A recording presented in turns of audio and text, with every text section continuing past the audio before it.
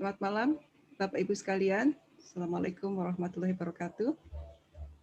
Waalaikumsalam warahmatullah. Alhamdulillah wa syukurillah, Bapak Ibu sekalian, kita semua pada malam hari ini sudah bertemu kembali di acara Icon, lengkapnya Icon Talks. Ini merupakan acara yang rutin kita lakukan dari ICEP, International Community EFT Practitioner.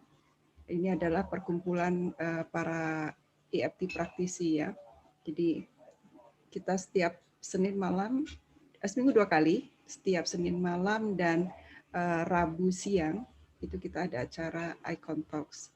Nah, awalnya kita mulai acara Icon Talks ini di saat pandemi. Karena pandemi maka kita lakukan ini secara Zoom. Sebelumnya kita offline dan tidak bisa seminggu sekali. Tapi dengan adanya pandemi justru kita bisa seminggu sekali.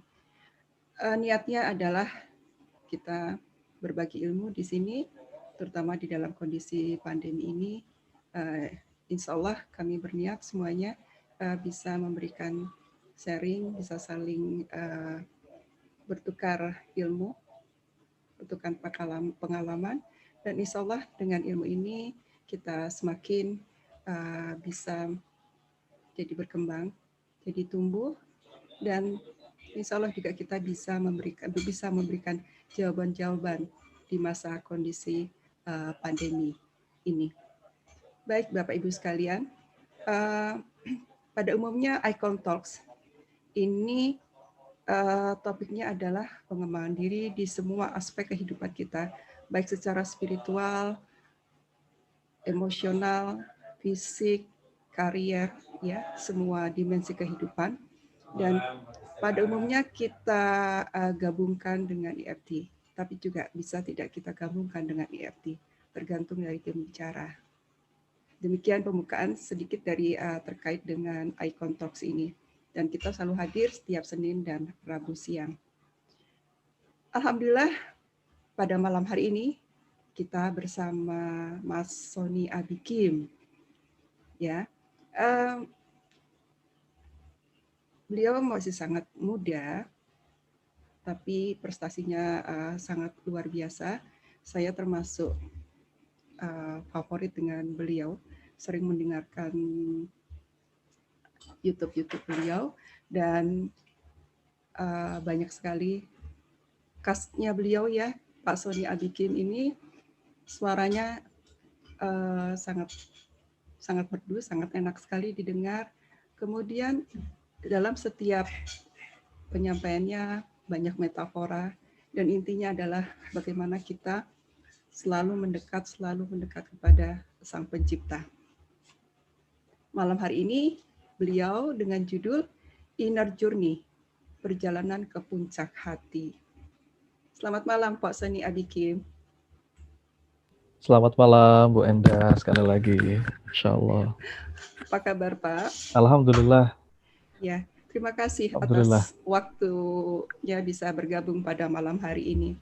Baik. Sami-sami. Ini sebuah kehormatan buat saya. Sama-sama Pak Sony.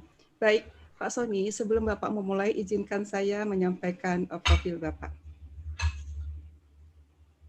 Ya, baik, Bapak Ibu sekalian, Pak Sony Abikim adalah seorang penulis dan trainer. Buku-buku beliau yang salah satunya adalah Garansi Langit, kemudian Menjadi Hamba. Itu Garansi Langit. Kalau baca bukunya itu ini sekali loh.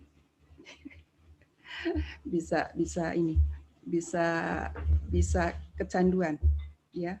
Kemudian beliau adalah co-founder dari PPA Institute. PPA Pola Pertolongan Allah ya. Beliau sebagai Spiritual Speaker Academy. Kemudian supervisor board dari One Quran Institute, yaitu Wakaf Peradaban. Kemudian beliau juga sebagai komisaris utama EOA Human Capital. Ini juga merupakan kegiatan yang dilakukan oleh Pola Pertolongan Allah. Baik, Pak Sony, cukup profil Bapak. Silakan ditambahkan bila ada yang kurang dari saya. Terima kasih. Silakan Pak Sony. Baik, bismillah. Kayaknya Bu Enda sambil makan malam ya, suara-suara piring dan sendoknya kedengeran tuh. Oh, enggak, kebetulan ini kita hanya satu ruangan, jadi Oh, Masya Allah. Mohon maaf Baik. bila ada suara yang lain. Baik, bismillah. Oke, kita langsung mulai nih Bu ya. Silakan, silakan. Saya izin share screen ya Bapak Ibu ya. Oh, sebentar.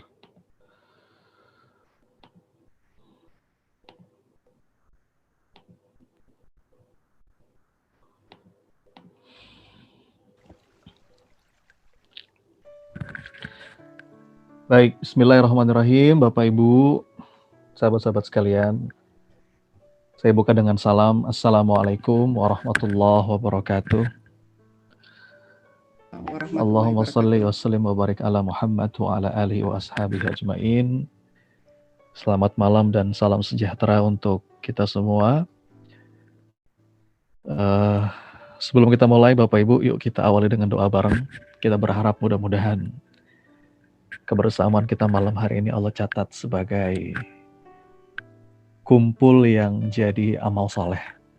Mudah-mudahan kebersamaan kita malam hari ini jadi wasilah Allah curahkan rahmatnya.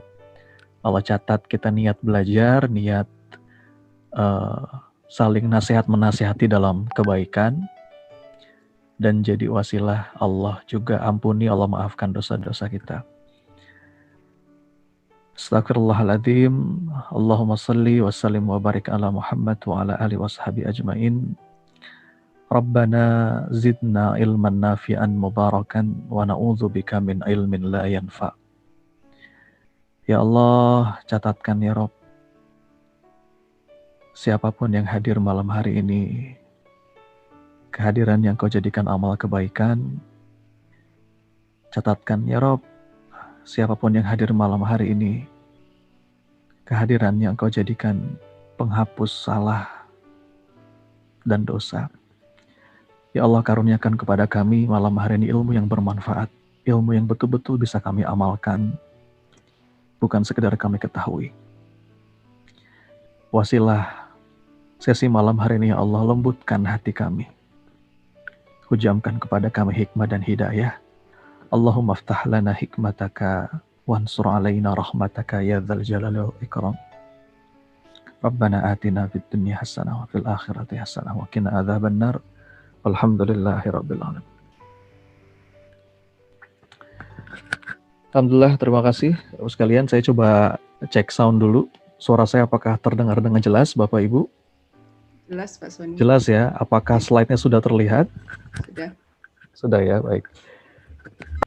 Terima kasih sekali lagi kepada semua panitia yang terlibat, nih Bu Enda, khususan kepada Pak Edi Iskandar dan tim dari ICEP ya, Icon Talks. Ini sebuah kehormatan buat saya bisa diundang malam hari ini. Saya pertama kali dikabari untuk berbagi, sempat bingung juga apa nih Bu, saya bahas apa. Dan ternyata tema yang kita pilih tentang inner journey ya, perjalanan ke puncak hati. Kan katanya life is a journey, hidup itu adalah sebuah perjalanan, dan perjalanan yang paling penting ya perjalanan ke dalam diri, perjalanan menuju puncak hati. Pada akhirnya yang paling kita inginkan hati yang jernih, hati yang bersih, hati yang damai, yang tenang apapun kondisinya. Baik, tadi ya salam kenal Bapak sekalian. Ini saya yakin banyak yang kali pertama berjumpa. Alhamdulillah, niat silaturahim, mudah-mudahan kita bisa jadi keluarga, jadi saudara Bapak Ibu. Saya Sony Abikim, izin kenalan dulu, walaupun tadi sudah sedikit dibacakan profilnya sama Bu Enda. Sebagaimana yang tadi Bu Enda sampaikan, saya seorang penulis Bapak Ibu. Ya, saya seorang penulis dan ini ada beberapa buku yang masih beredar. Kalau totalnya itu sudah 6 buku yang saya tulis, tapi yang masih beredar di pasaran itu 4 ya, karena yang 2 itu sudah saya jadikan dalam bentuk e-book dan saya bagikan secara gratis. Nah, ini yang masih dijual di pasaran. Yang paling kiri yang tadi sempat di-mention sama Bu Enda itu buku yang saya tulis tahun 2016. Judulnya Garansi Langit. Ya. Jadi Bapak Ibu, saya itu nulis buku nggak pernah sedikit pun dengan niat untuk ngajarin orang atau menggurui orang. Tapi semua buku yang saya tulis itu berangkat dari kegelisahan dan kepengen ngingetin diri sendiri. Tahun 2016 itu, mungkin kalau boleh curhat sedikit nih Bapak Ibu ya, satu momen di mana saya sedang galau-galaunya tentang rezeki. Maka saya tulis buku ini. Jadi seakan-akan buku ini saya tulis untuk ngingetin diri sendiri. Apa yang saya tulis di buku Garansi Langit ini? Jadi gini Bapak Ibu, ada satu kesalahan besar manusia dalam hidupnya. Salah satu kesalahan besar manusia dalam hidupnya itu adalah kita itu sering mengkhawatirkan apa-apa yang sudah dijamin, tapi malah mengabaikan apa-apa yang belum dijamin. Saya ulang ya, kita itu sering mengkhawatirkan apa-apa yang sudah dijamin, tapi malah mengabaikan apa-apa yang belum dijamin. Betul ya? Coba sekarang saya mau nanya. Ini boleh interaksi via kolom chat ya, Bapak Ibu ya. Apa yang sudah dijamin tapi sering kita khawatirkan? Yang paling banyak jawabannya rezeki. Betul. Terima kasih Mas Aldi. Nah ini Pak Joko, Bunda Aufa ya. Iya padahal wama min dabatin fil ard illa 'alallahi rizquha. Padahal kata Allah binatang yang melata saja itu dalam jaminan Allah rezekinya. Apalagi kita manusia yang Allah ciptakan dengan sebaik-baiknya bentuk. Sampai Allah menggunakan kata dabah dalam ayat itu. Dabah itu kata para ulama binatang yang nggak punya alat gerak. Jadi mereka bergerak dengan badannya. Ya cacing, ya banyak ya binatang-binatang yang nggak sempurna gitu. Kalau kita bandingkan dengan manusia yang Allah ciptakan dengan sebaik-baiknya bentuk. Mereka saja itu dalam jaminan Allah rezekinya. Apalagi kita yang Allah ciptakan dengan fi ahsani taqwim gitu. Jadi harusnya kita tenang untuk yang sudah dijamin. Kalau mau galau boleh nggak? Boleh, tapi galaulah pada tempatnya. Jadi alokasikan kekhawatiran kita, kegalauan kita, kerisauan kita pada tempat yang semestinya. Bukan menggalaukan hal-hal yang belum dijamin. Kalau mau kita galau, apa yang kita galaukan? Ya, yang harusnya kita pikirin terus, kita risaukan terus adalah ya amal-amal kita. Karena nggak ada jaminan kan? Nggak ada jaminan kita ketika berpulang nanti bahagia di sana. Maka begitu kita menggalaukan itu, kita akan memaksimalkan sisa waktu yang Allah kasih ini dengan sebaik mungkin. Bukan menggalaukan hal yang udah dijamin. Kira-kira itu yang saya gambarkan dalam buku Garansi Langit. Ini alhamdulillah bestseller, Bapak Ibu. Kalau nggak salah sekarang sudah cetakan ke-13. Pembaca saya dari Malaysia. Ini di Malaysia juga bestseller nih. Banyak sekali pembaca saya dari Malaysia. Terus Hong Kong, kemarin dari Turki, saya kemarin dapat direct message dari pembaca saya di Turki. Saya juga heran, kok sampai sana buku saya. Mungkin dikirim sama teman-teman di Indonesia. 2016 saya nulis buku Garansi Langit, kemudian tahun 2018 saya nulis buku yang warna orange nih, yang warnanya senja, ya, judulnya Menjadi Hamba. Ini juga alhamdulillah bestseller, sekarang sudah cetakan ke-8 kalau saya nggak salah. Apa yang saya tulis di buku ini tulisan ringan aja sebetulnya, tulisan hikmah sehari-hari yang saya jadikan satu buku gitu ya. Bahwa kita harus sadar puncak pencapaian manusia dalam hidupnya itu pada akhirnya bukan seberapa banyak harta, bukan seberapa banyak saldo yang berhasil dikumpulkan, bahkan bukan seberapa banyak karya juga, bukan seberapa tinggi karir, tapi saya memahami puncak pencapaian hidup manusia adalah ketika dia sadar bahwa dirinya adalah seorang hamba, menjadi sebenar-benarnya hamba. Ya. Apa artinya kita punya segalanya tapi kita nggak sadar bahwa kita ini hambanya Allah. Kira-kira gitu gambarannya. Kemudian tahun 2019 saya nulis buku yang warna putih. Ya, jadi setiap covernya ini punya makna tersendiri. Yang 2019 cover warna putih ini memang backgroundnya susu murni ya, karena judulnya mencari ikhlas. Ikhlas itu seperti susu kata para ulama. Murni, tidak tercampur darah dan tidak tercampur kotoran.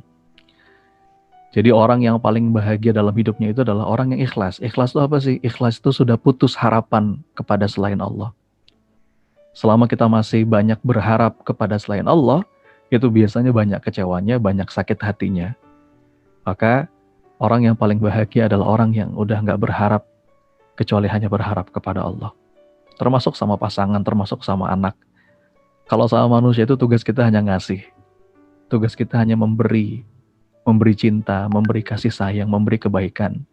Kalau kita mau ngarep dibalas, jangan sama manusia. Ngarepnya dibalas sama Allah aja.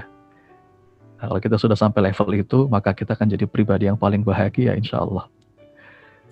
Itu 2019. Kemudian tahun lalu, 2020, ini buku yang terakhir, saya nulis judulnya Menemukan Rasa. Ya, rasa. Get the feeling. Jadi rasa itu kalau bahasa Inggrisnya feel ya. Kalau bahasa Arabnya itu ar-ruhiyah atau al-ma'nawiyah. Jadi banyak di antara kita yang aktivitasnya itu kering tanpa rasa. Kerja sekedar kerja, bahkan ibadah sekedar ibadah.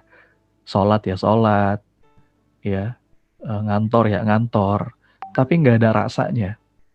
Dan ini penyakit masyarakat modern di zaman sekarang.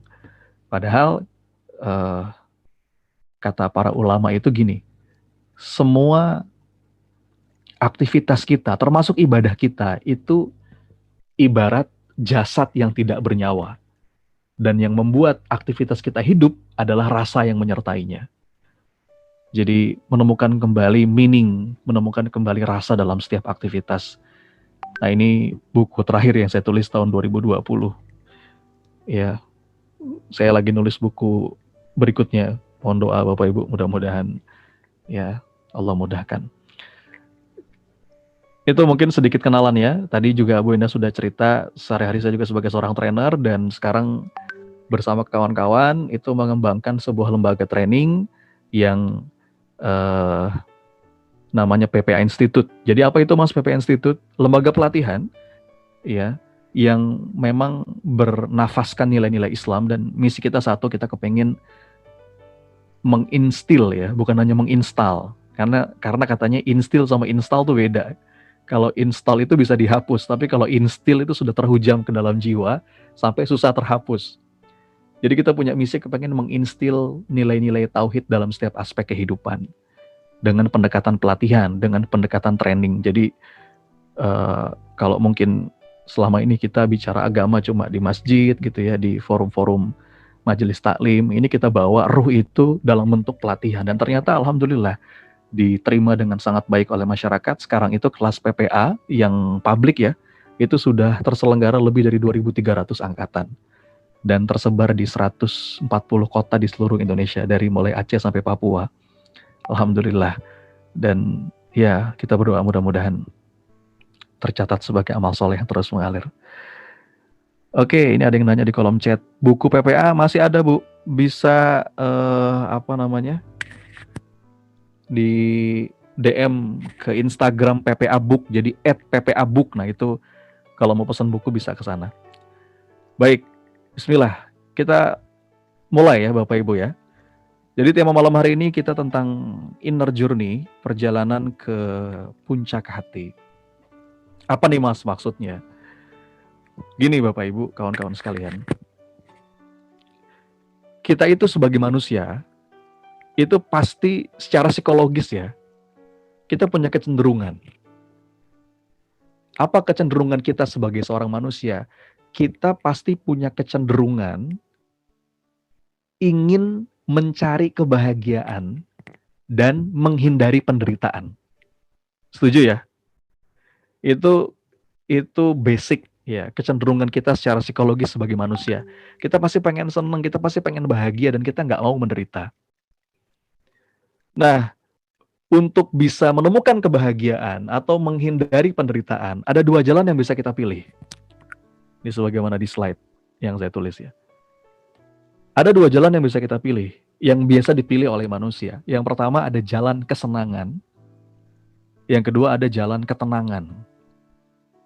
Ini cuma beda satu huruf nih.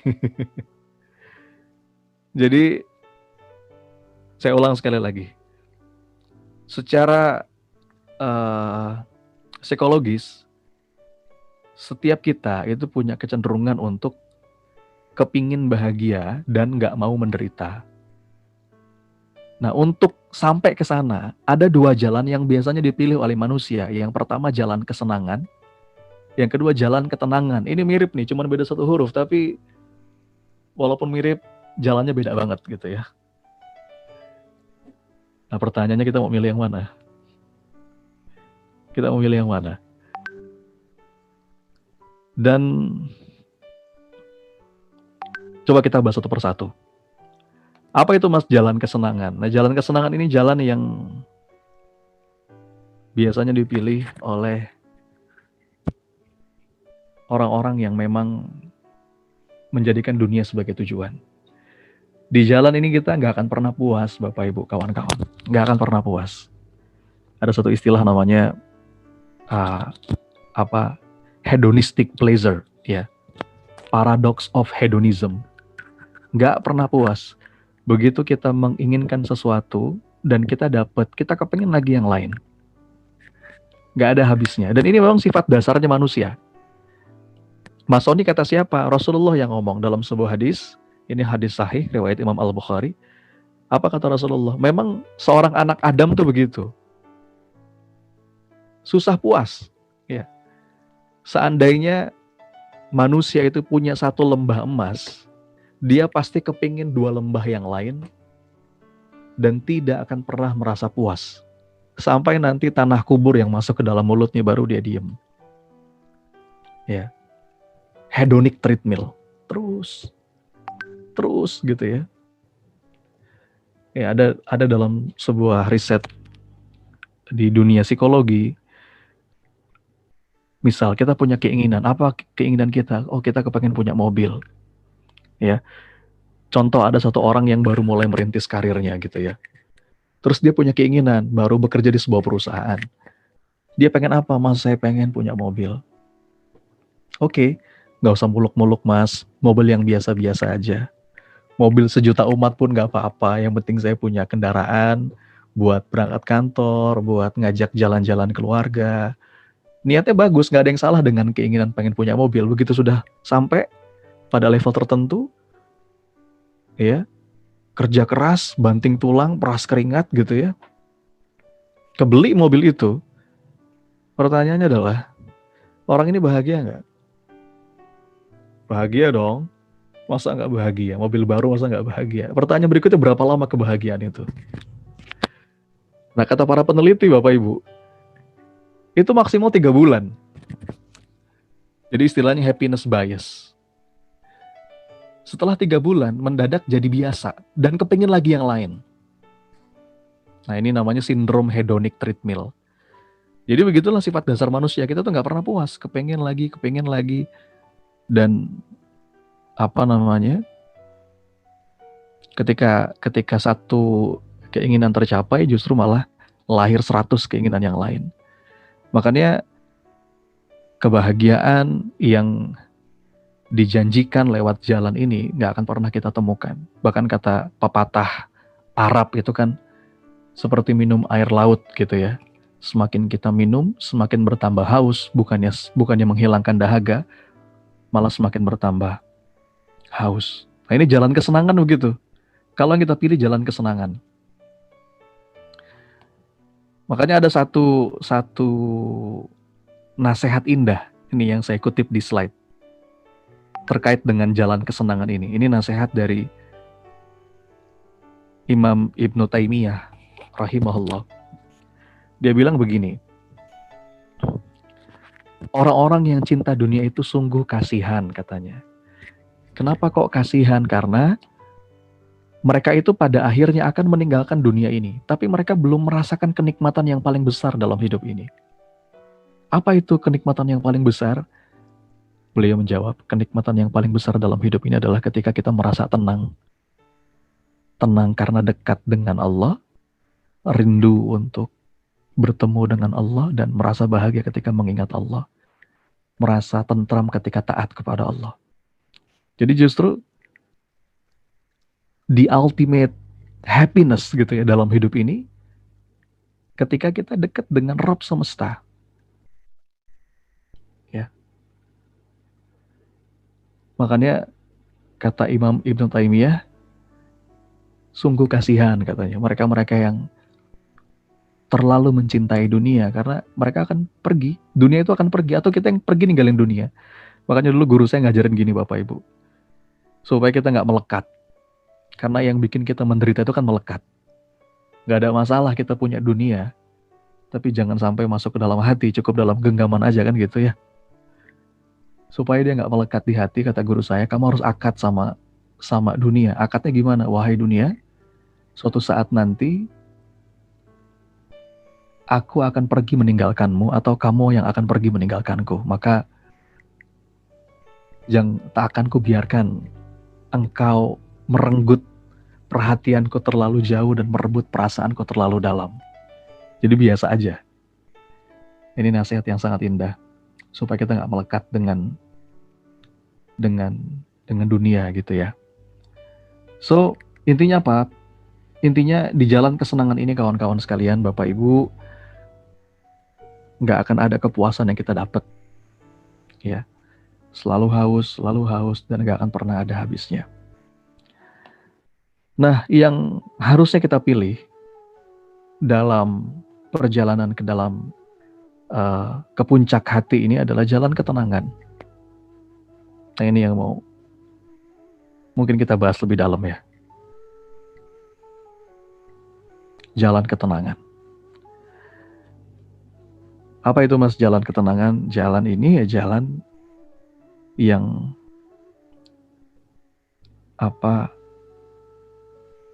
membuat kita punya energi hati yang stabil. Jalan yang memang dipilih oleh orang-orang yang beriman.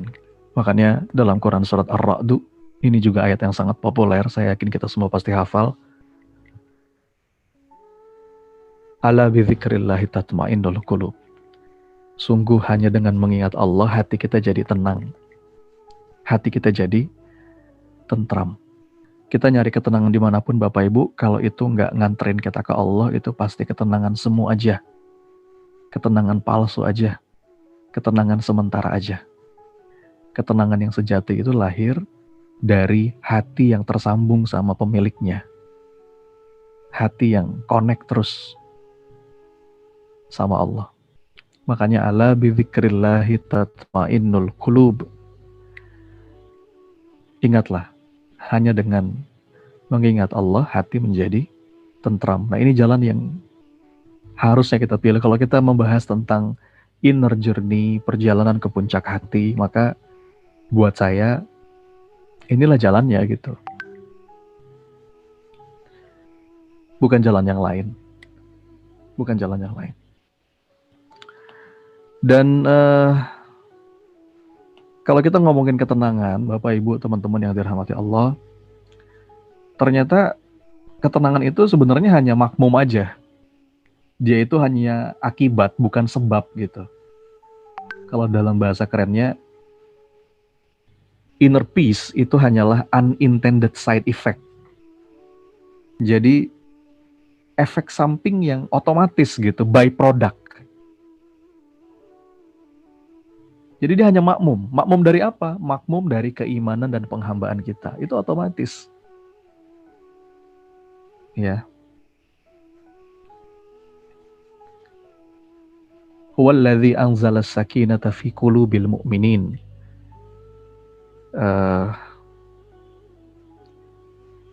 Dialah Allah yang mampu menghujamkan ketenangan di hati kita. Bukan yang lain.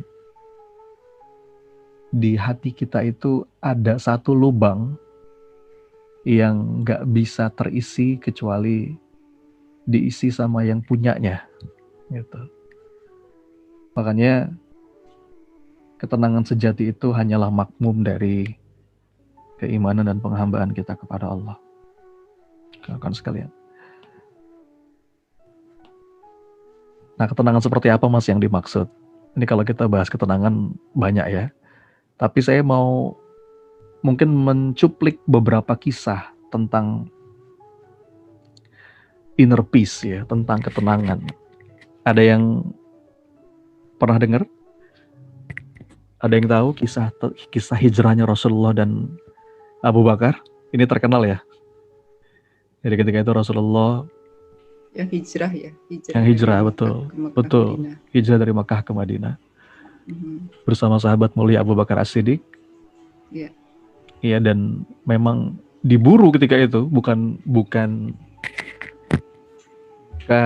sembarangan. Bahkan yang memburu Rasul itu kalau bahasa kita Kopassus ya, pasukan khusus, sampai dibuat sayembara siapa-siapa yang berhasil menangkap Muhammad, kata mereka, maka hadiahnya nggak main-main. Itu kalau saya nggak salah 100 ekor unta merah. Jadi mungkin kalau kita analogikan dengan bahasa kita sekarang, hadiahnya kira-kira 100 unit mobil gitulah.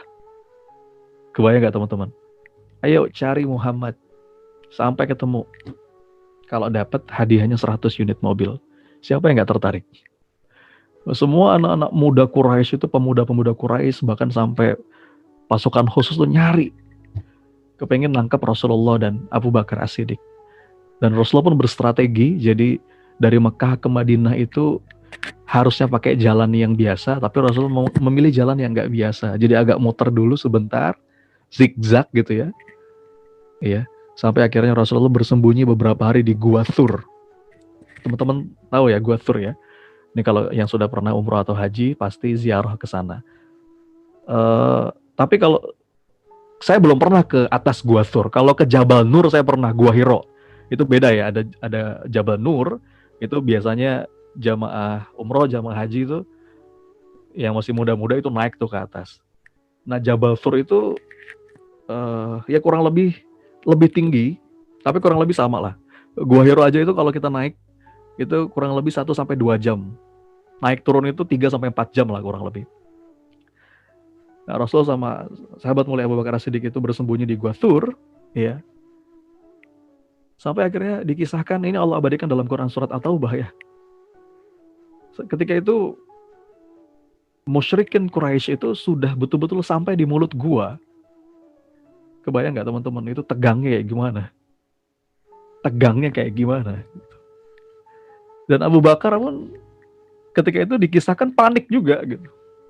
Panik juga, takut juga, bingung juga. Bukan apa-apa, Abu Bakar As-Siddiq radhiyallahu anhu bukan takut memikirkan keselamatan dirinya, enggak.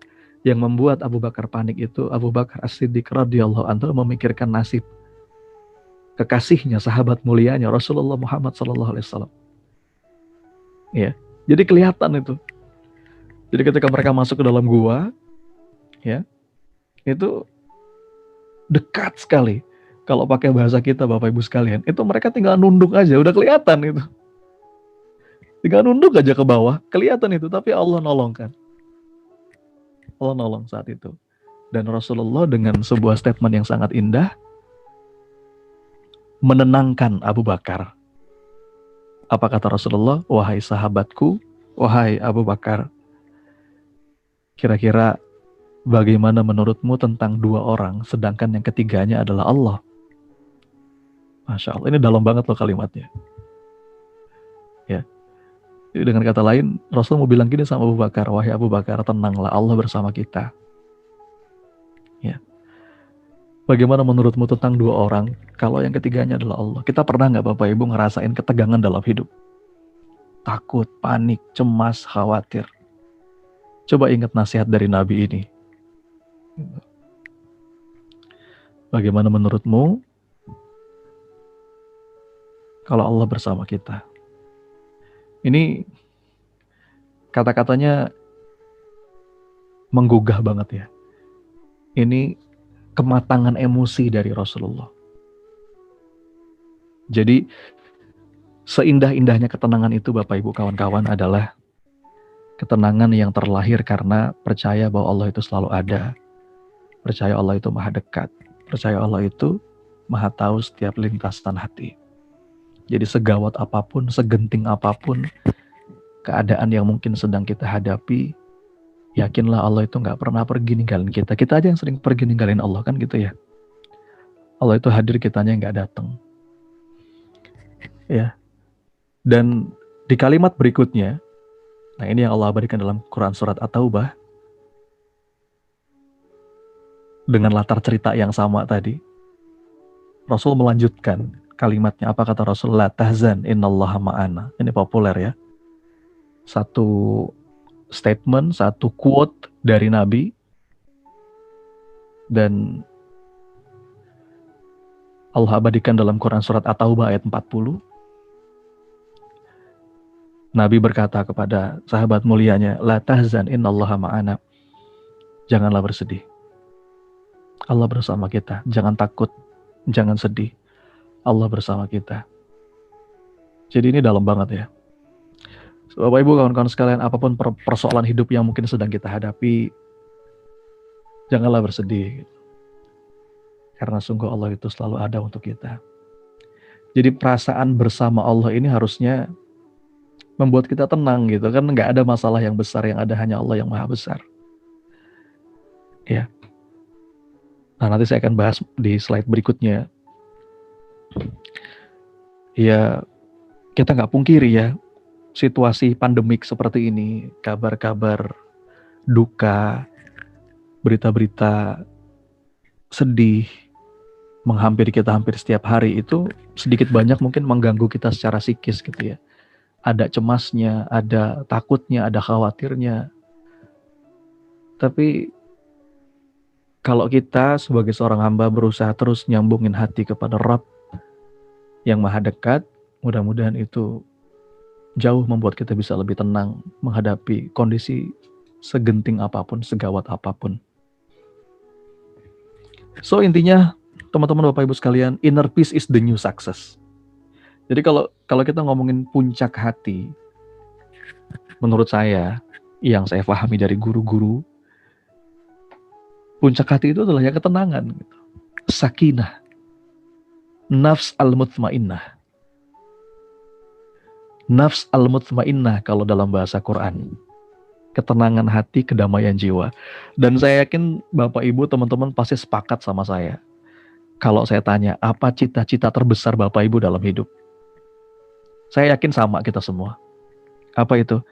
Kita kepengen mengakhiri hidup kita dengan hati yang tenang. Bener nggak? Saya yakin sama. Saya kalau ditanya sama temen, Mas Sony, apa sih cita-cita paling tinggi Mas Sony dalam hidup? Saya jawab begini, cita-cita terbesar saya dalam hidup adalah saya kepengen ketika nanti waktunya habis, jatah usia saya habis gitu ya. Saya kepengen Allah manggil saya dengan mesra, ya ayyatuhan nafsul mutmainnah. Wahai jiwa-jiwa yang tenang. Irji'i ila rabbiki radiyatan mardiyah, fadkhuli fi ibadi, wadkhuli jannati. Kembalilah kepada Rabbmu, masuklah ke dalam golongan hamba-hambaku, dan masuklah ke dalam surgaku. Bukankah itu Bapak Ibu panggilan mesra yang kita rindukan di akhir hidup nanti? Benar ya? So ini buat saya ini puncak hati. Nafs al-mutmainnah. Kita kepengen nanti mengakhiri hidup ini dengan hati yang tenang, hati yang damai, bukan hati yang gemuruh, bukan hati yang gelisah, bukan hati yang masih penuh dengan penasaran dengan dunia, bukan. Tapi betul-betul jiwa yang sudah berdamai. Jiwa yang puas. Radiyallahu anhum wa radu'an. Suka sama suka. Kalau kata teman saya, Mas Sony, puncak cita-cita kita itu adalah bisa suka sama Allah. Maksudnya apa? Iya, kita suka, Allah juga suka gitu.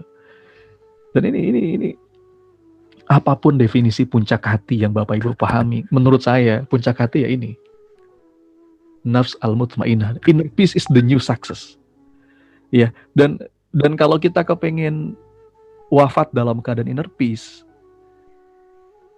maka kita juga boleh minta sama Allah hidup dalam keadaan juga inner peace. Karena gini, biasanya kata para ulama, orang itu akan diwafatkan dengan cara sebagaimana dia hidup. Betul ya?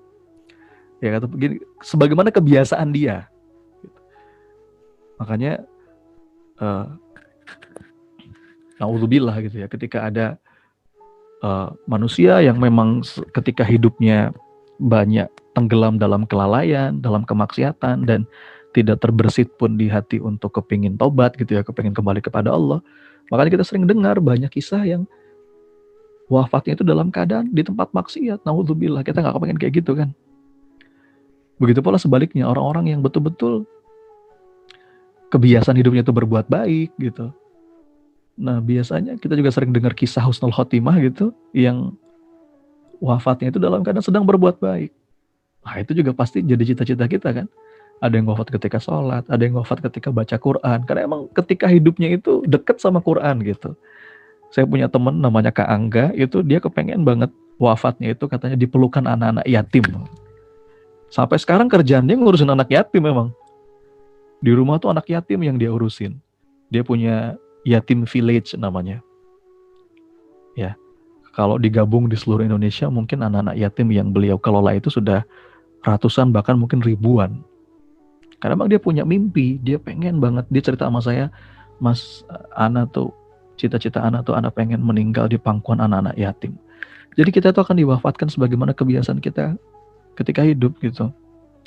Makanya kalau kita punya mimpi inner peace, mencapai puncak hati di akhir kehidupan, kita juga harus menjalani hidup dengan penuh ketenangan gitu. Jadi bukan ketenangan palsu, bukan ketenangan semu, tapi the real inner peace, bukan fake inner peace. Ya. Bagaimana Bilal bin Rabah ditindih pakai batu besar gitu ya. Disiksa sedemikian berat sama majikannya ketika di Mekah, tahu kisahnya ya? Itu dengan hati yang damai dia hanya bilang ahadun ahad. Inner peace kayak gitu. Bagaimana Utsman bin Affan, Abdurrahman bin Auf itu bisa bersedekah totalitas gitu ya. Abu Bakar As-Siddiq juga dengan hati yang damai. Ya. Bagaimana Umar bin Khattab itu bisa terang-terangan memeluk agama Islam di saat ketika itu orang-orang tuh masih sembunyi-sembunyi gitu.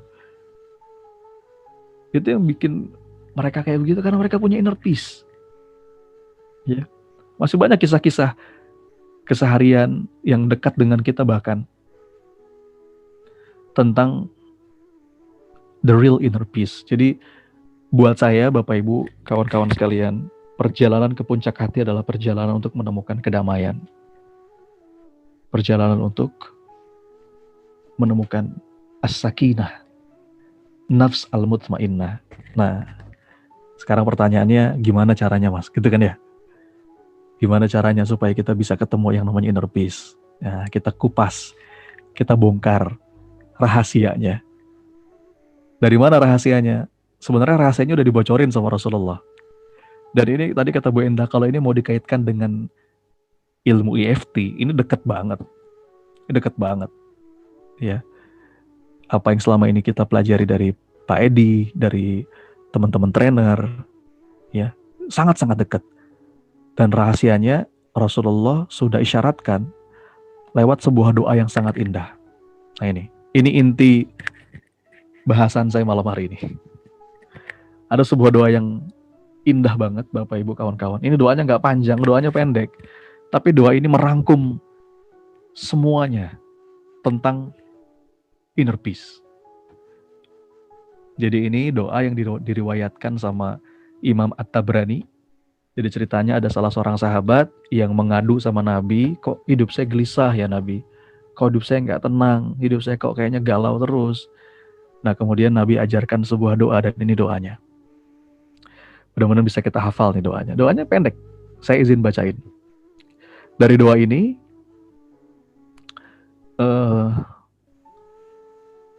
Rasulullah mengisyaratkan ada 3 pilar penting kalau kita pengen ketemu puncak hati tadi. Apa doanya? Saya bacakan ya. Bismillahirrahmanirrahim.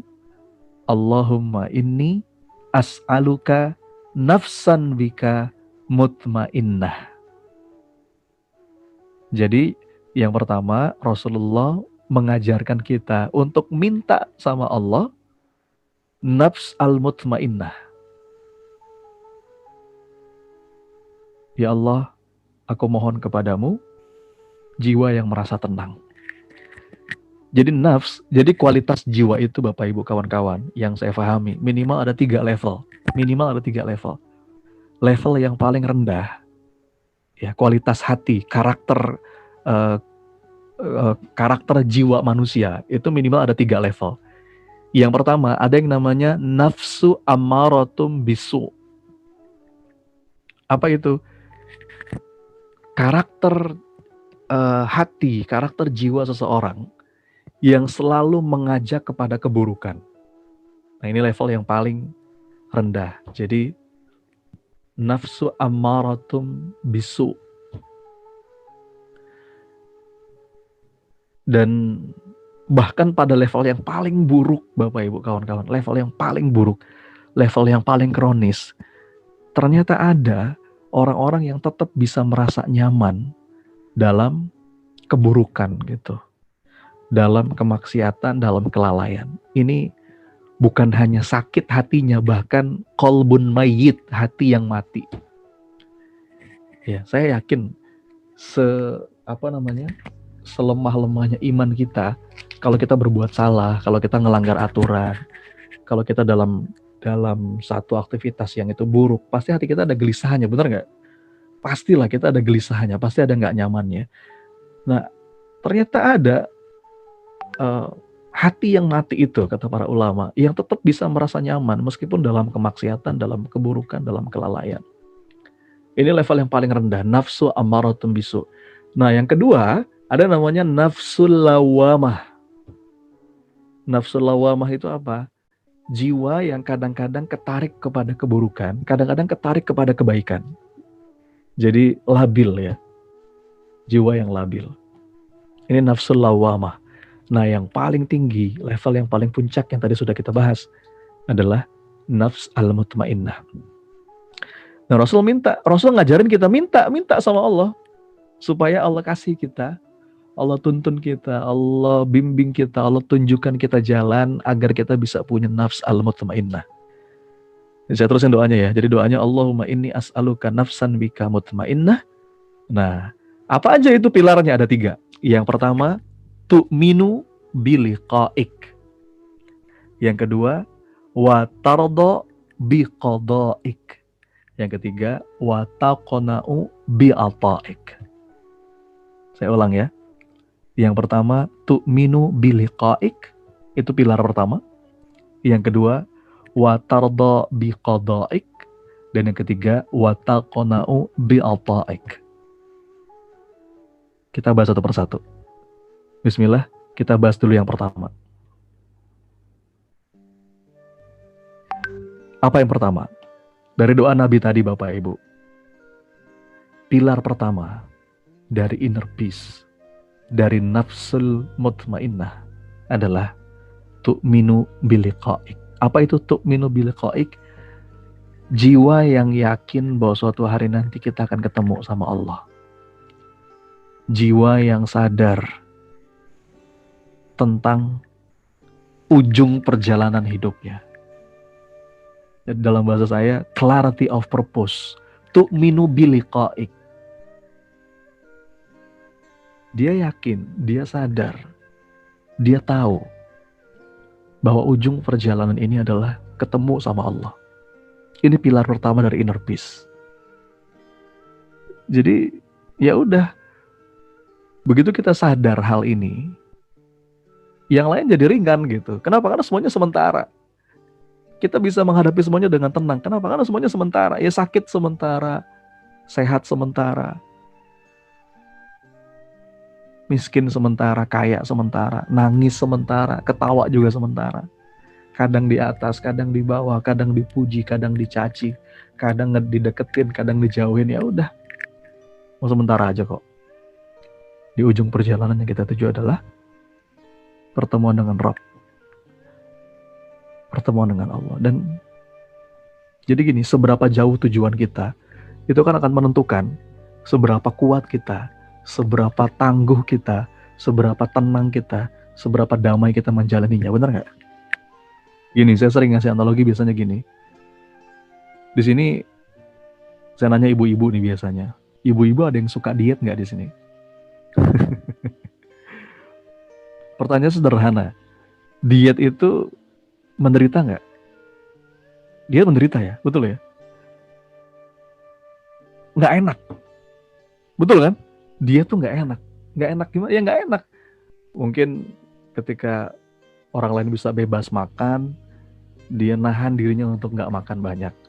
Orang lain makan nasi, dia nggak makan nasi. Orang lain makan es krim, makan coklat, makan yang manis-manis, oh dia nggak makan itu. Ada pengorbanan di situ, ada nggak nyaman di situ. Tapi apa yang membuat seorang wanita ini misalkan gitu ya, tetap bisa enjoy, tetap bisa damai, tetap bisa tenang dalam proses dietnya itu?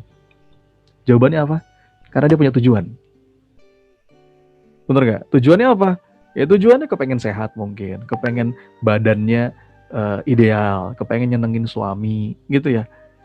Jadi ketika seseorang tuh punya tujuan yang jelas, mendadak ketidaknyamanan seperti apapun bisa dia terima dengan damai, dengan enjoy. Ada seorang pendaki gunung, dia punya tujuan jelas, dia pengen sampai di puncak.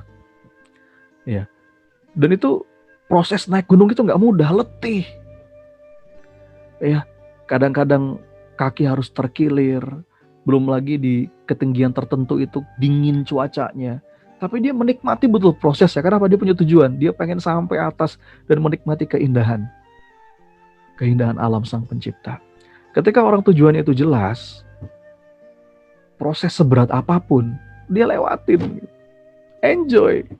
Bagi beberapa orang yang mungkin gak punya tujuan sampai ke puncak, berat itu. Ya. Saya bukan orang yang suka naik gunung ya, tapi saya ada punya seorang kawan itu yang suka naik gunung. Saya mikir, ngapain sih capek-capek gitu. Dia bilang apa? Wah, antum belum ngerasain sih nikmati ketika sampai di puncak gitu. Jadi seberapa kuat kita, seberapa bisa kita menikmati dengan enjoy proses seberat apapun, tergantung tujuannya. Bagaimana kalau tujuan kita Allah?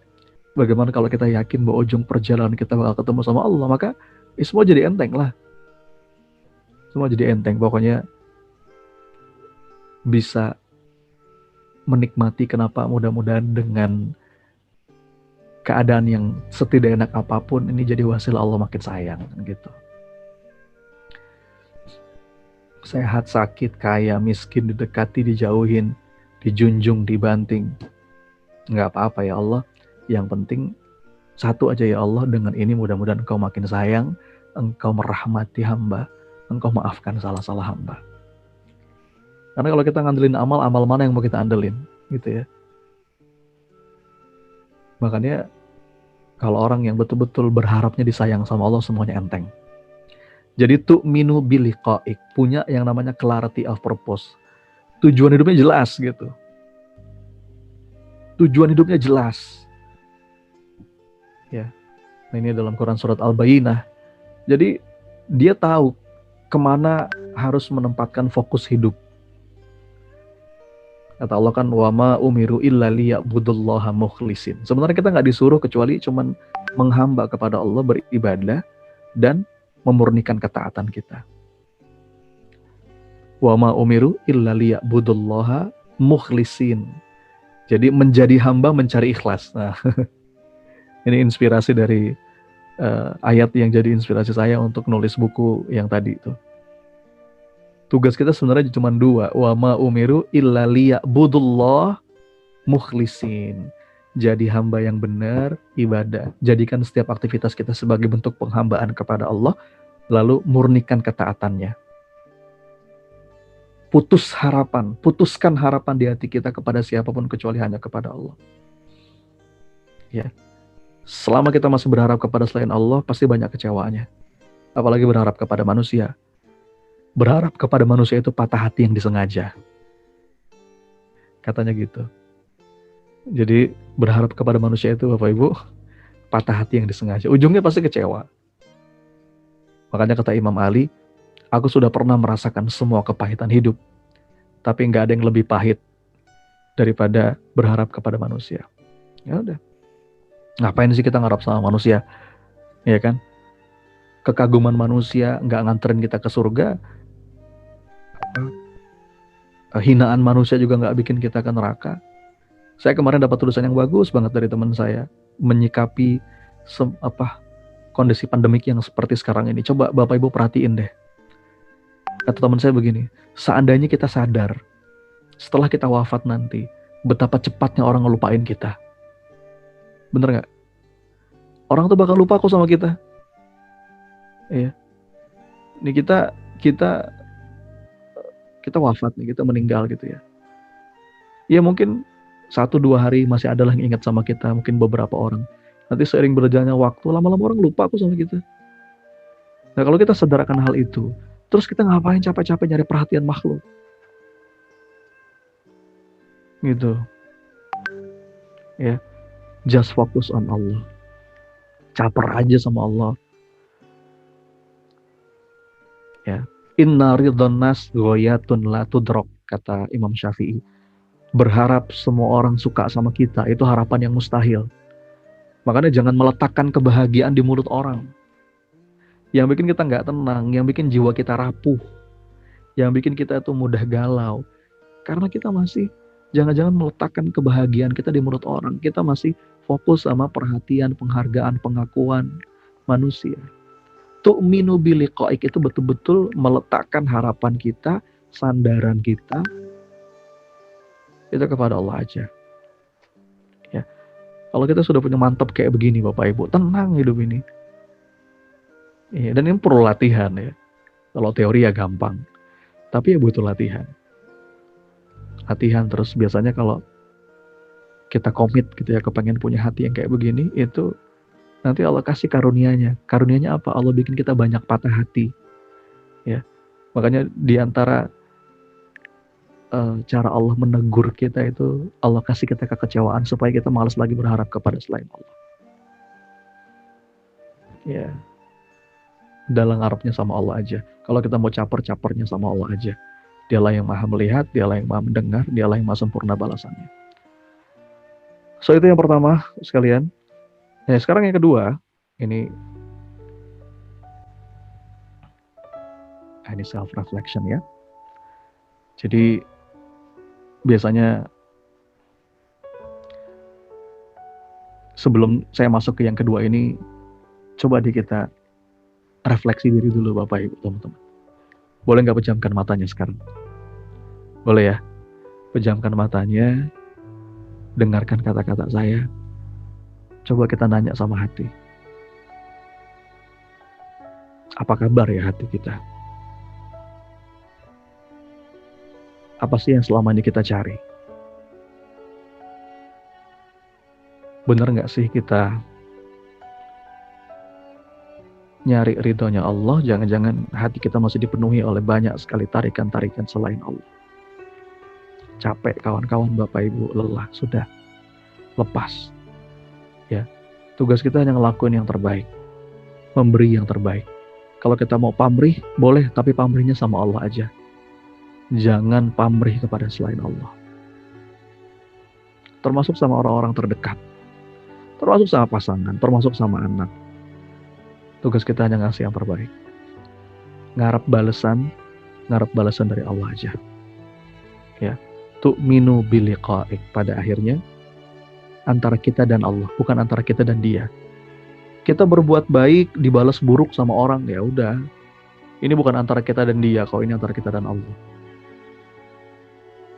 Kita ngasih air susu dibalas dengan air comberan, ya.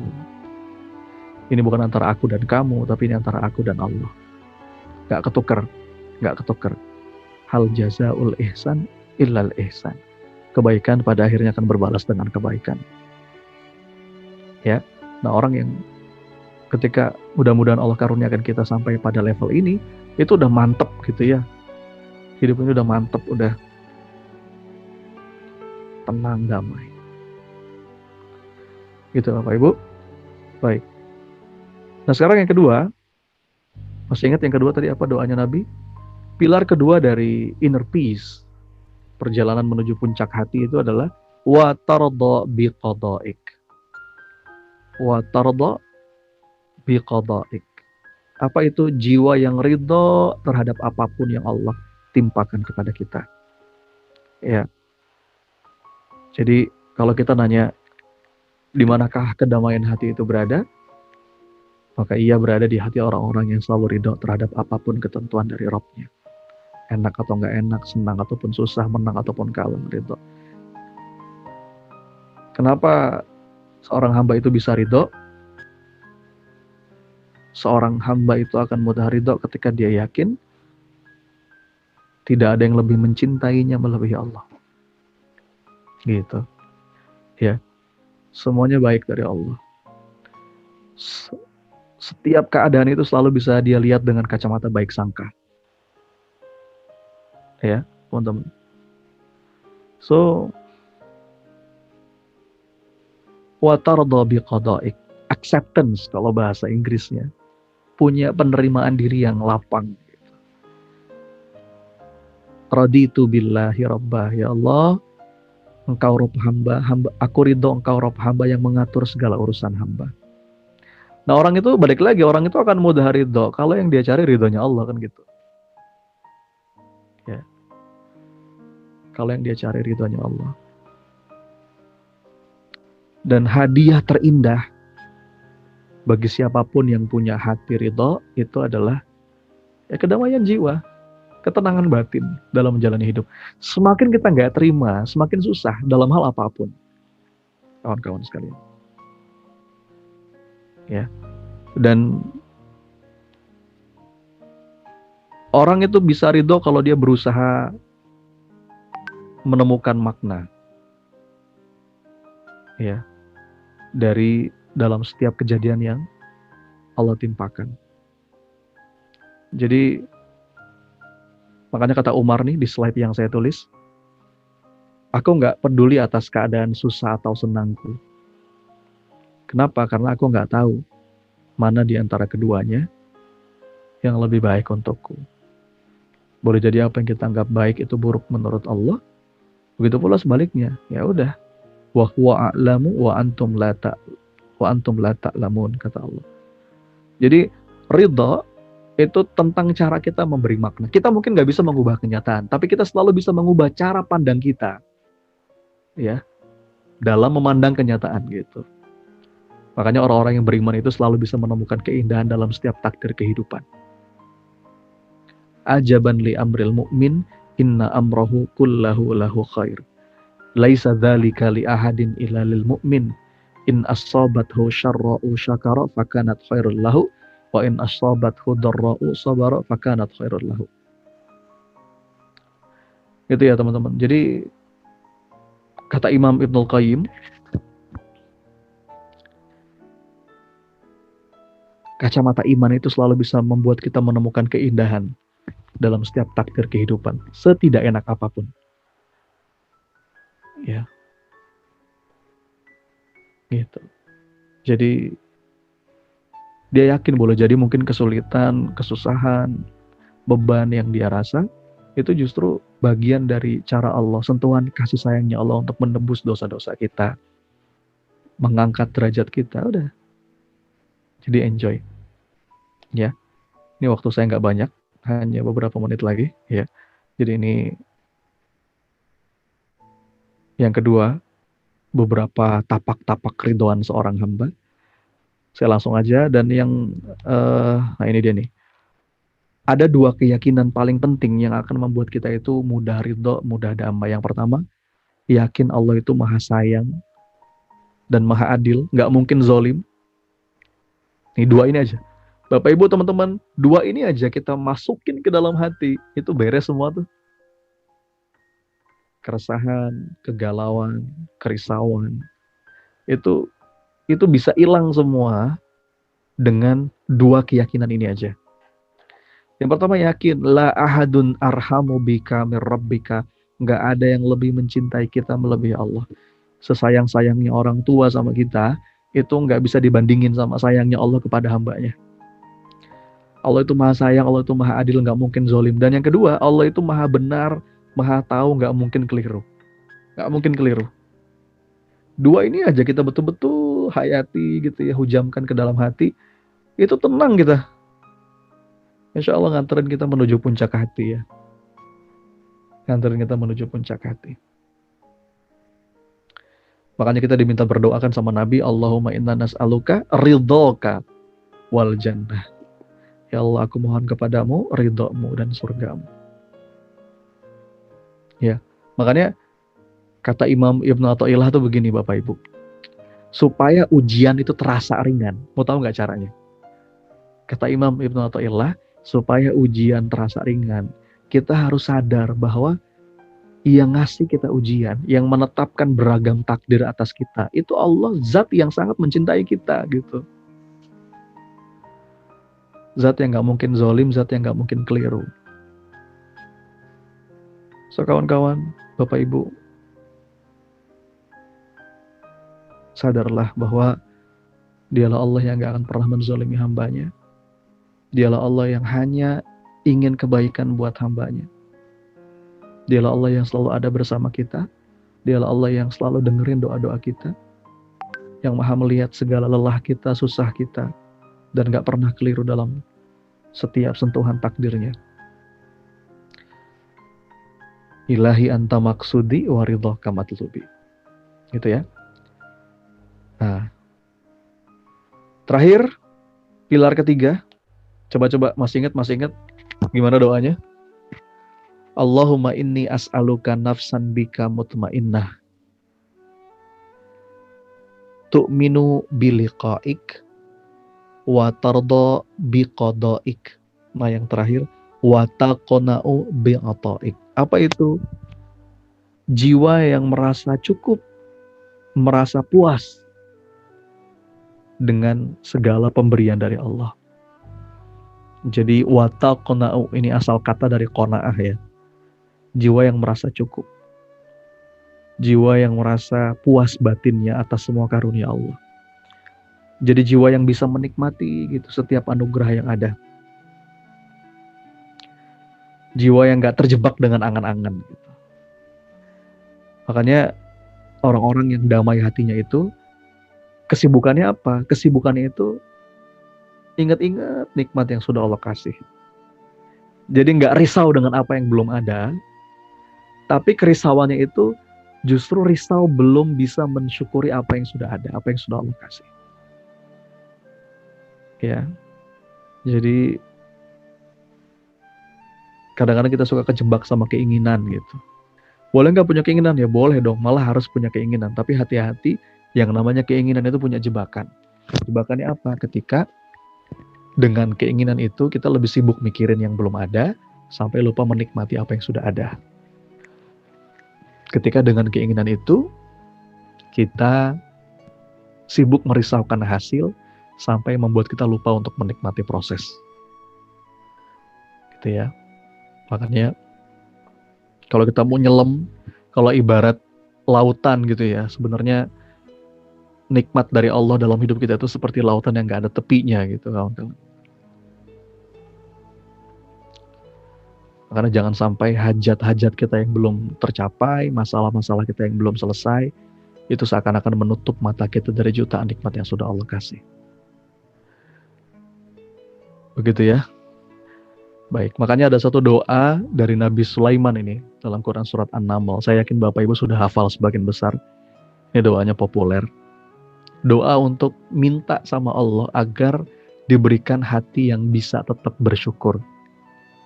Rabbi auzi'ni an ashkura ni'mataka allati an'amta alayya wa ala walidayya wa an a'mala salihan tardahu wa adkhilni bi rahmatika fi ibadika salihin. Jadi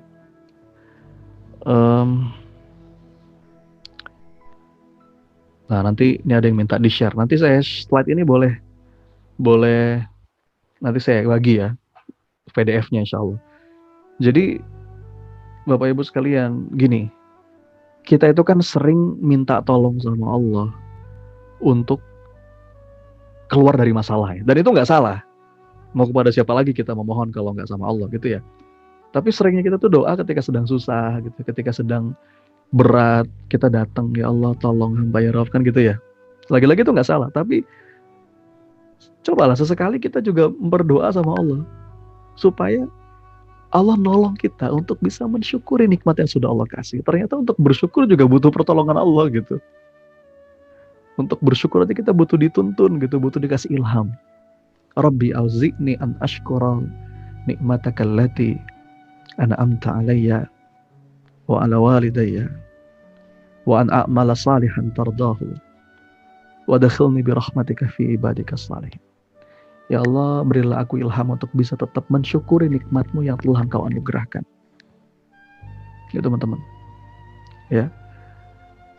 So, ya, terima kasih Bapak Ibu atas komentar-komentarnya di kolom chat. Jadi masih ingat gimana doanya? Allahumma inni as'aluka nafsan bika mutmainnah tu'minu biliqa'ik wa tarda biqada'ik wa taqna'u bi'ata'ik. 3 pilar. 3 fondasi hati menuju puncak. 3 kendaraan kita untuk inner journey. Untuk melakukan perjalanan ke dalam diri. Yang pertama, tu'minu biliqa'ik. Clarity of purpose. Tujuannya jelas, mantep gitu ya. Just focus on Allah. Nggak usah lagi ngarap-ngarap sama orang. Termasuk nih ada yang nanya, bagaimana memaafkan luka-luka lama. Gini, ini Ibu Farida ya. Memaafkan luka-luka lama tuh jadi enteng, Bu. Kalau yang kita cari maafnya Allah. Gini, saya tuh pernah dulu, ini sedikit curcol ya. Saya pernah dulu sakit hati banget sama orang. Iya. Luka itu hati tergores cukup dalam gitu lah ya. Karena singkat cerita, ini sahabat deket gitu. Sahabat deket yang berkhianat. Gampangnya gitulah. Mungkin kalau kita ditipu sama orang jauh, ya sakitnya nggak sebegitu dalam ya. Tapi gimana rasanya kalau ada sahabat dekat yang sangat kita percaya, tiba-tiba dia berkhianat. Itu sakitnya bukan main. Itu cukup lama. Kalau dibilang luka. Kalau dibilang susah maafin. Kalau mungkin dibilang dendam, mungkin ada dendamnya juga gitu. Tapi saya dapat nasihat dari guru saya. Dan ini kayaknya, nasihat ini tuh seperti apa ya? Seperti air sejuk yang menyirami hati saya, yang bikin semuanya jadi enteng. Apa kata guru saya begini, mengutip sebuah ayat Quran, Son, kamu masih mau gak dimaafin sama Allah? Ya mau, Ustadz. Kalau kamu masih mau dimaafin sama Allah, carilah maafnya Allah dengan banyak-banyak memaafkan sesama manusia. Waliyafu waliyasfahu ala tuhibbuna ayyaghfirallahu lakum. Maafkanlah mereka, lapangkanlah dada. Bukankah kamu juga ingin dimaafin sama Allah? Jadi kita tuh maafin orang, bukan untuk apa-apa Bapak Ibu. Kita maafin orang supaya Allah maafin kita. Udah. Itu aja motivasinya. Gitu. Karena kita juga banyak salah kan. Itu tuh yang pertama, tu'minu biliqa'ik. Menjadikan Allah sebagai tujuan. Yang kedua, wa tarda biqada'ik, jiwa yang ridha, jiwa yang menerima apapun ketetapan yang Allah kasih. Ya. Dan yang ketiga, wa taqna'u bi'ata'ik, jiwa yang merasa cukup, jiwa yang merasa puas dengan karunia yang Allah berikan. Kenapa bisa merasa cukup? Karena kalau kita mau ngelihat aja, dikit aja kita geser fokus, ada begitu banyak nikmat yang sudah Allah kasih. Gak mungkin bisa kita hitung. Fabi ayyi ala ya rabbikuma tukadziban. Nikmat mana lagi yang kita dustakan. Gitu, Bapak sekalian, mungkin yang bisa saya sharing. Mudah-mudahan ada manfaatnya malam hari ini. Dan nanti kalau sekiranya kepingin punya slide-nya, nanti saya kirim ke Bu Endah ya, untuk bisa di-share di grup. Atau saya share di grup, kan saya ada di grup juga ya. Baik. Yeah. Terima kasih. Mudah-mudahan ada manfaatnya. Setelah ini, mangga saya serahkan ke panitia. Nggak harus ada tanya jawab ya, nggak harus. Mungkin ada yang mau nambahin, ada yang mau mengoreksi. Monggo, silahkan. Terima kasih. Assalamualaikum warahmatullahi wabarakatuh. Waalaikumsalam warahmatullahi wabarakatuh. Masya Allah. Alhamdulillah. Gimana Pak? Bapak Ibu sekalian, serasa ini ya, ada air yang sangat sejuk mengalir di hati kita semua malam hari ini. Masya Allah. Saya sampai speechless Pak Sony. Ya, tujuan yang jelas, ridho kepada Allah dan selalu merasa cukup, mensyukuri semua ada yang kita miliki. Baik Bapak Ibu sekalian, ada satu pertanyaan yang mungkin belum terjawab Pak Sony. Ini Pak Zainul Arifin, mengapa kita merasa disakiti? Iya, itu kayaknya bukan pertanyaan. Pak Zainul tuh kepengen menegaskan ya. Jadi betul, gini. Ketika kita sadar bahwa nggak ada sesuatu yang kebetulan dalam hidup ini, dalam kamus kita sebagai orang beriman kan nggak ada yang kebetulan Bapak Ibu ya. Ada nggak kebetulan dalam hidup ini? Nggak ada. Semuanya kan qadarullah. Daun yang jatuh aja itu nggak mungkin terjadi kalau nggak kehendak Allah. Debu yang bergeser itu kehendaknya Allah. Begitu kita yakin setiap kejadian itu kehendaknya Allah, kita pasti bisa menemukan pesan cinta dalam setiap kejadian, termasuk yang menyakiti hati kita. Menemukan pesan cinta, karena dalam setiap kejadian Allah itu pasti mengiringinya dengan pesan cinta. Ya, kadang-kadang kita nggak mau baca pesan cinta itu, kita malah fokus sama yang lain. Padahal masalah yang Allah kasih mungkin rasa sakit, rasa berat, rasa penat gitu ya, beban. Itu sebenarnya bukan untuk kita selesaikan kok. Kita ini lemah. La haula wala quwata illa billah. Sebenarnya kegelapan hidup ini supaya kita mau ngaku aja, kita ngaku aja ya Allah hamba lemah. Dan masalah itu nanti Allah yang beresin gitu.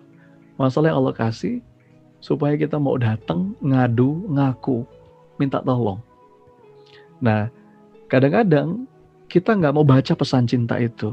Seperti sekarang nih Bapak Ibu, di handphonenya ada banyak notifikasi WhatsApp kan, saya yakin ya. Ada banyak notifikasi WhatsApp. Ini kita bisa pilih ya. Ini kita bisa pilih. Ada yang kita buka, ada yang kita skip. Bener nggak? Ada pesan yang bisa kita buka, ada yang nanti deh kita buka. Kadang-kadang Allah ngasih kita pesan cinta. Iya. Tapi kita nggak mau buka. Kita malah fokus sama yang lain. Padahal sekecil apapun kejadian itu nggak kebetulan. Kalau bahasa kami, bahasa guru-guru kami, itu pesan cinta dari Allah. Dan begitu kita bisa memaknai setiap kejadian sebagai pesan cinta dari Allah, insya Allah lebih enteng. Lebih enteng. Wallahu a'lam. Gitu Bu Endah. Baik Mas Sony. Ya Bu Rika, mudah-mudahan dengan yang disampaikan Pak Sony bisa menambah kekuatan untuk di masa isoman ya Bu Rika. Insya Allah semakin dicinta sama Allah. Ya, baik Bapak Ibu sekalian. Ya, ada mungkin teman-teman yang dalam keadaan dicoba ya dengan kondisi pandemi ini ataupun cobaan yang lain. Saya rasa ini sangat menyejukkan hati kita semua. Oke. Masya Allah, semua komennya luar biasa dalam perjalanan spiritual ini. Ya, Bapak Ibu sekalian, rekamannya selalu ada nanti di grup Icon. Kemudian materi nanti Mas Sony akan share kepada kita semua. Oke. Siap, nanti PDF-nya saya share di grup insya Allah. Oke. Baik, Bapak Ibu sekalian. Mas Sony bisa closing statement. Baik. Kita closing statement dengan doa bareng aja Bapak Ibu ya. Yuk kita angkat tangan, kita hadirkan hati. Ini banyak ternyata yang lagi isoman ini. Bapak Ibu, kawan-kawan, ketika kita sedang sakit, demi Allah itu momen mustajabnya doa. Makanya kalau sedang sakit udah banyak-banyak doa Bu, banyak-banyak minta, banyak-banyak manja sama Allah. Ya. Jadi itu momen mustajabnya doa, minta doa-doa yang baik. Ya, apalagi majelis ilmu nih mudah-mudahan jadi wasilah Allah ijabah doa kita. Majelis ilmu saat yang mustajab, sedang sakit saat yang mustajab, ya beberapa sedang isoman. Jadi kita manfaatkan momen ini untuk doa bareng sebagai penutup dari kebersamaan kita. Istighfar 3 kali yuk Bapak Ibu. Astagfirullah. Astagfirullah, astagfirullah. Salawat kepada Nabi. Allahumma salli ala Muhammad wa ala ali Muhammad. Duhai Allah yang maha mendengar, sepelan apapun doa kami. Duhai Allah yang maha tahu setiap lintasan hati kami. Duhai Allah yang maha melihat kebersamaan kami malam hari ini.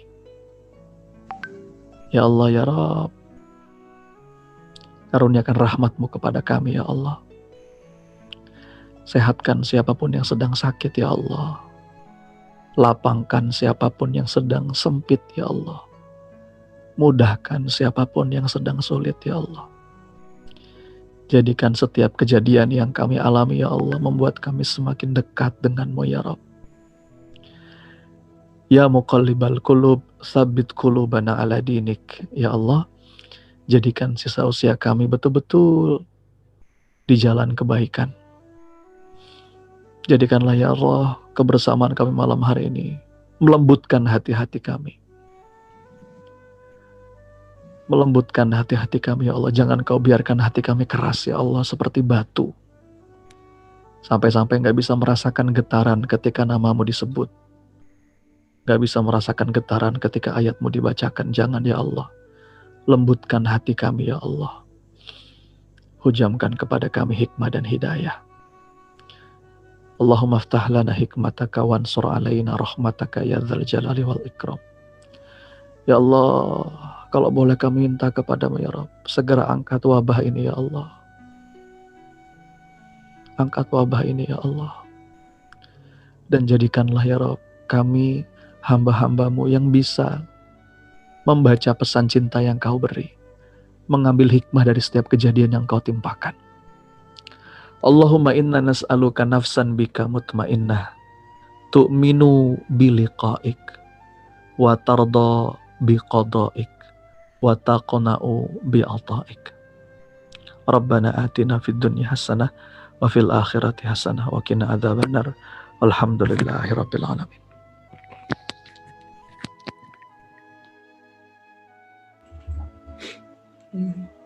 Alhamdulillahirabbil alamin. Ya. Jazakallah khair Mas Soni atas sharingnya, atas doanya. Insya Allah ini menambah iman Islam kita. Semakin kita dekat kepada Allah, semakin yakin kepada Allah, semakin ridho dan mensyukuri semuanya. Barakallah khair Mas Soni. Mudah-mudahan diberikan ilmu yang amin, terima kasih. Tambah banyak. Mohon maaf Bapak Ibu, mohon maaf semua kalau ada salah-salah kata. Mudah-mudahan kita bisa bersaudara terus. Amin, amin. Sekali lagi barakallah khair. Mudah-mudahan diberikan keberkahan terus Mas Soni. Bapak Ibu sekalian, terima kasih atas kehadirannya, atas partisipasinya. Mudah-mudahan kita semua dengan doa tadi kita bisa menghadapi kondisi pandemi ini dengan penuh ikhlas, yakin kepada Allah atas pertolongannya. Terima kasih sekali lagi atas kehadirannya dan kepercayaannya di acara ini. Mohon maaf bila ada kekurangan dari saya, Enda, dari ICER. Sekali lagi terima kasih, sampai ketemu di acara Icon Talks berikutnya Senin depan. Terima kasih. Wassalamualaikum warahmatullahi wabarakatuh.